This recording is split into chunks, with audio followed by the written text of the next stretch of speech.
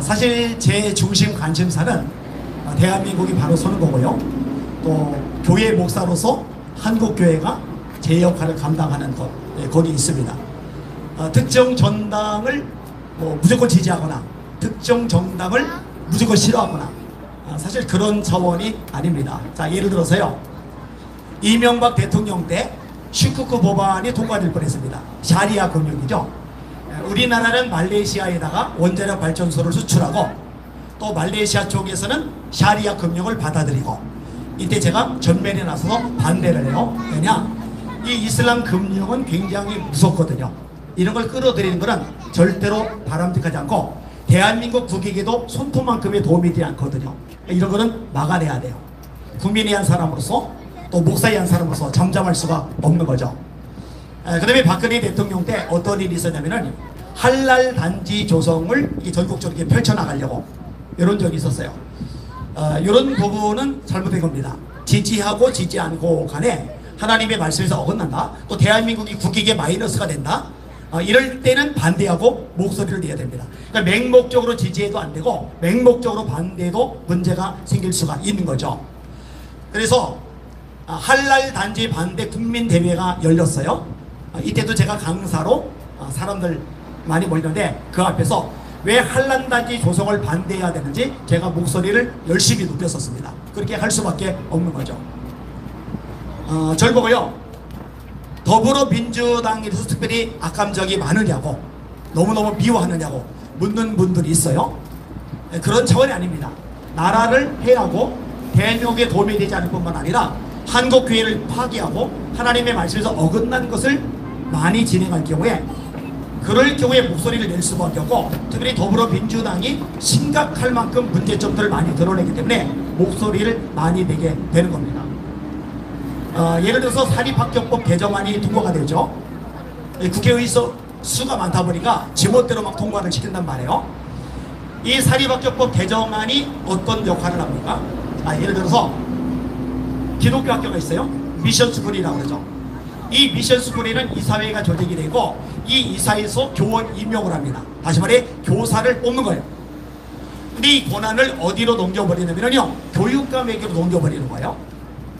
그러면 어떤 문제가 생기느냐? 자, 건학 이념이라는 게 있어요.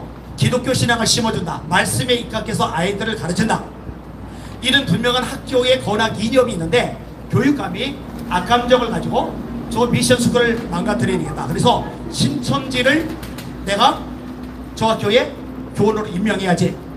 만약에 이런 식으로 하게 되면요, 미션스쿨이 완전히 박살나는 겁니다. 사실은 이 사립학교법 개정안 이전에도 국가인권위원회에서 종자위원회라는 단체에 힘을 실어줘가지고 미션스쿨의 예배, 기도, 찬송, 성격 공부 이거를 전부 다 금지시켰었거든요.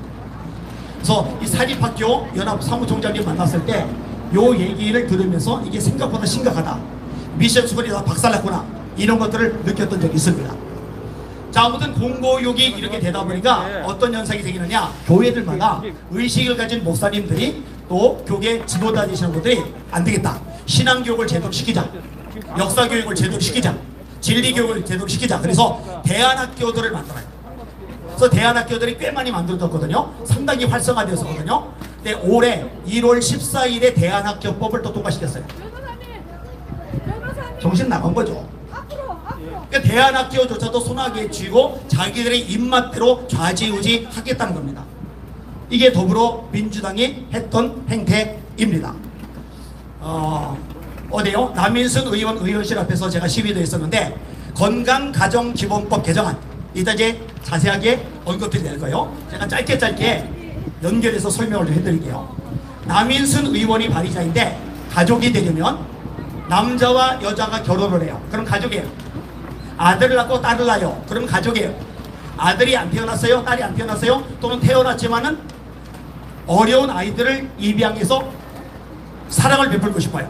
이렇게 입양을 하면은 법적으로 가족이 돼요. 근데 건강가정기본법 개정안은 어떤 내용이냐? 이렇게 결혼하지 않아도 자녀 출산하지 않아도 남자 둘이 살아도 여자 둘이 살아도 가족으로 인정해주자. 법적으로 지위를 주자. 국가에서 지원을 해주자. 이 남인순 의원이 더불어민주당 의원입니다. 자, 재작년 말인가요? 교회 폐쇄 법안이라고 제가 널리 알리던 법안이 있어요. 감염병 예방법인데 이게 결국 교회를 타겟으로 합니다. 이거를 통과시킨 정당이 어디냐? 더불어민주당입니다. 그러니 제가 그때도 길을 쓰고 싸운 거죠. 사실요, 미국 연방대법원에서 판결을 내렸어요.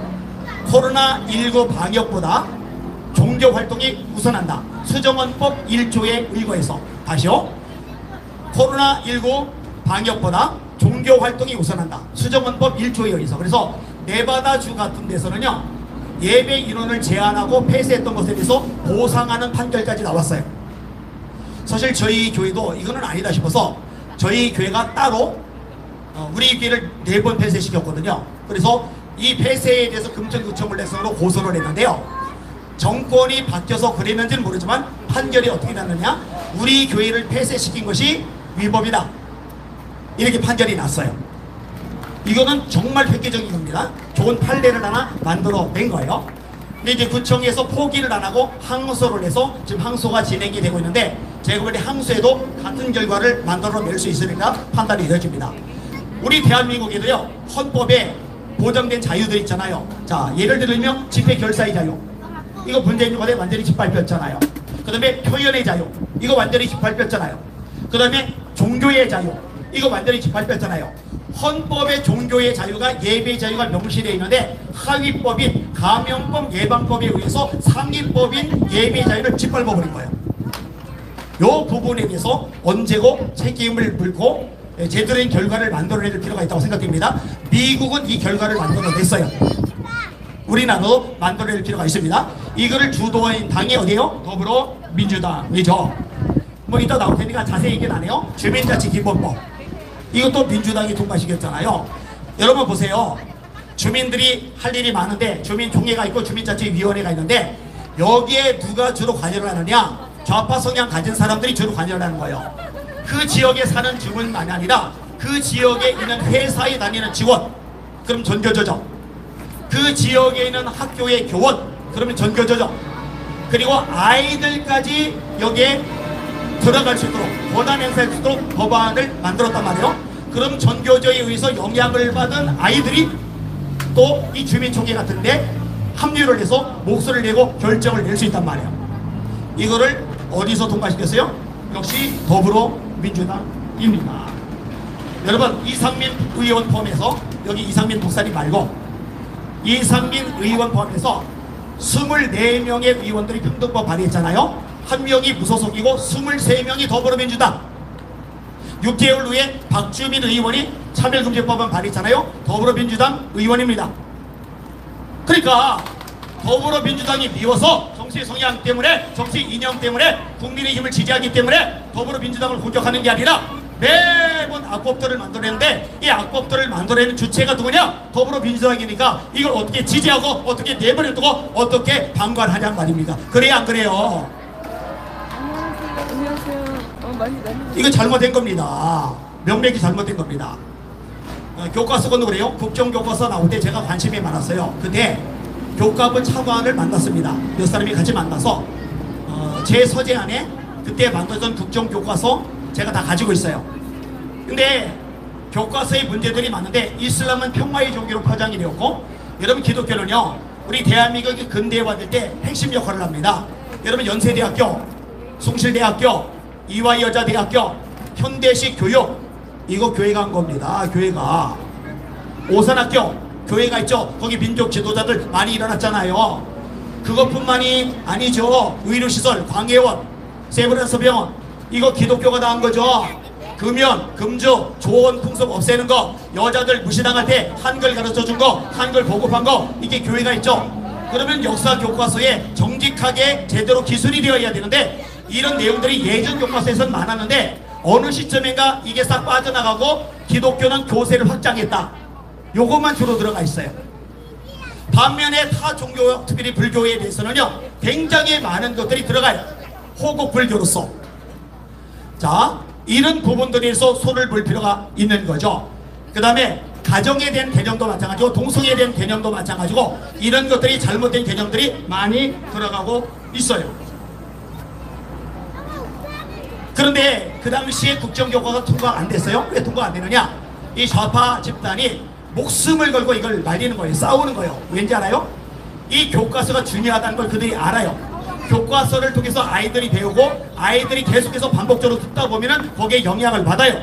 그래서 어린 아이들이 좌성향을 가질 수밖에 없도록 그렇게 돼요. 근데 그동안에 교회가 그동안에 제대로 된 의식을 가진 지도자들이 국민들이 이 부분에 대해서 너무 소홀히 여겼어요. 사실 이 교과서 개정하는 부분에 있어서도 제가 뛰어들어서 싸우고 움직이고 활동한 것들이 있는데 오늘 모임에서 잘못된 법안에 대해서 규탄하는 것, 그 다음에 왜곡된 좌편향 역사 교과서에 대해서 규탄하는 것, 이런 내용으로 이런 모임을 가진다는 얘기를 들었을 때 얼마나 기쁘고 얼마나 감사했는지 모릅니다. 뭐 지금 뭐 수십만 명 수백만 명 대규모로 모이는 건 아니지만 여기 대통령실 근처에서 나를 살아가는 이 국민들이 이렇게 모인 것이지만 그러나 이런 의식들이 점점 확산되고 이런 모임들이 반복이 되면서 좀 더 많은 국민들이 제대로 정보를 알게 되고 또 움직이게 되고 싸우게 되고 행동하게 될 때 대한민국의 왜곡되고 잘못되고 하나씩 바로잡아 나가게 될 줄 믿습니다. 여러분들이 그 중요한 출발선상에서 이렇게 자리를 지켜주는 거니까 너무너무 귀한 일이라고 생각하고 여러분의 격려와 축하를 보내고 싶습니다. 우리 힘을 내서 대한민국을 바로잡는데 함께 기도하고 함께 목소리 내고 함께 싸우고 함께 알릴 수 있기를 소망합니다. 감사합니다. 네, 감사합니다. 자, 다시 한번 박수 쳐주시기 바랍니다. 네, 기독교 싱크탱크 대표면서 목회자이십니다. 우리 안희양 목사님 고맙습니다.